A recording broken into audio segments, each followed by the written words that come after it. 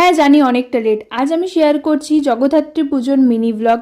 আজ আমাদের এখানে পুজোর তৃতীয় দিন, যেদিন আমি প্রথম মেলা যাচ্ছি। ব্লগের ক্লিপিংসগুলো দুদিনের, কারণ প্রথম দিন আমি প্রচণ্ড টায়ার্ড ছিলাম, এত এনার্জি ছিল না ব্লগ করার মতো, পুরোটা করতে পারিনি। প্রথম দিন গিয়েছিলাম দিদি, জিজু, বোনপো আর মায়ের সাথে, আর সেকেন্ড দিন শুধু মায়ের সাথে।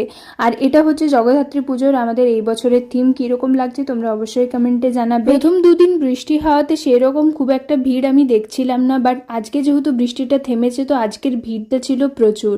সো এখানে গিয়ে মাকে আগে প্রণাম করে নিলাম, তারপর বাসুলি মায়ের কাছে গিয়েছিলাম প্রণাম করতে। আর এখানে একটা নতুন বিষয়, এটা একটা শো মতো অ্যারেঞ্জ করা হয়েছিল। বোনপোর রিকোয়েস্টে চেপে গিয়েছিলাম মেলাতে যে টয় ট্রেনগুলো থাকে সেখানে। এটা হচ্ছে পল্লব, আমার বোনপো, ও আমার খুব বড় ফ্যান। বহুত দিন পর দেখলাম এই পুকুরটাতে এরকম নৌকা চলাচল করছে, মানে যেটা আর কি অনেক বছর আগে অ্যারেঞ্জ করা হতো। মেলাতে আজ আমি কি কি কিনলাম দেখে নাও। এই দুটো পার্স আর হচ্ছে 3 জোড়া কানের, যেগুলো আমার একটু ইউনিক লেগেছিল। তো আজকের জন্য